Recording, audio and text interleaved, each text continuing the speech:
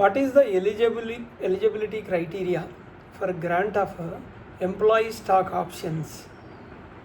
Nomination Remuneration Committee, generally we'll call it as a compensation committee, shall its sole discretion, subject to the provisions of the scheme and applicable law, identify the employees, that is employees eligible for grant of options, and determine the number of options granted to each employee, each eligible employee. So while determining the eligibility of an employee for ESOP grants, so grant of options, the committee may consider one or more of the following factors. I'll explain now. Position of the employee, role of the employee, and responsibility of the employee in the company. Overall contribution of the employee towards the growth, profitability, and innovation, and long-term success of the company. Committee will see the individual performance and achievement of KPIs, key performance indicators, or other performance parameters as determined by the compensation committee, that is NRC. Also consider the length of the service or loyalty and continuity of the employment with the company.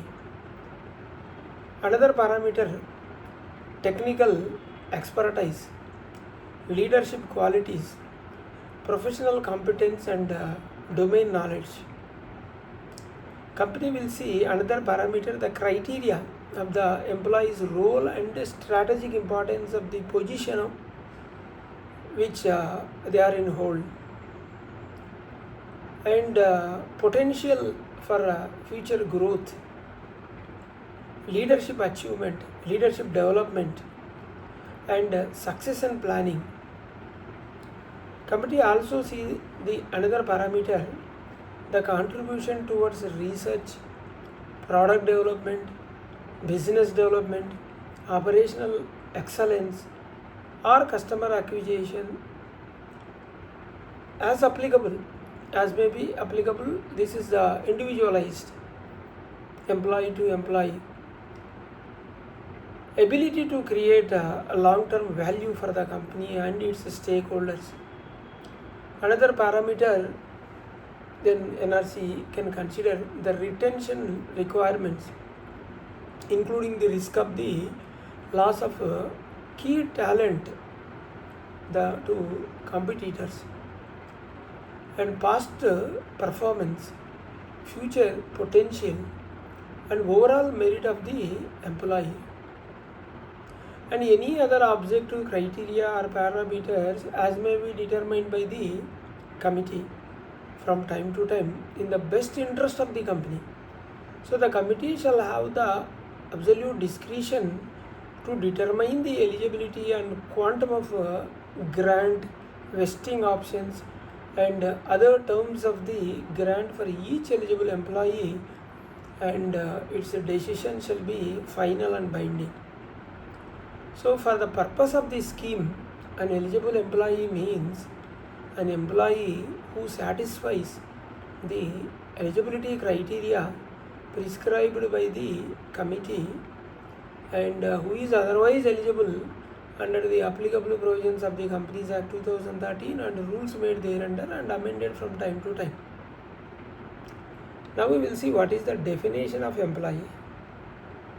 Employee means an employee as designated by the company who is exclusively working in India or outside India, or a director of the company, whether he is a whole-time director or not, including a non-executive director who is not a promoter or member of the promoter group, because they are not eligible. But excluding independent directors are not eligible.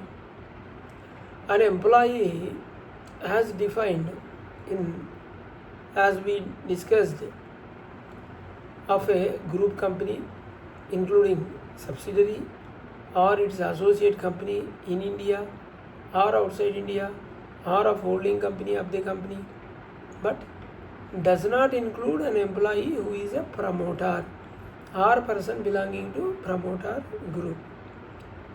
A director who is either himself or through his relative or through any body corporate, either directly or indirectly holds more than 10% of the outstanding equity shares of the company, not eligible. And such other person as may be specified under the regulations, share-based employee benefit and sweat equity regulations.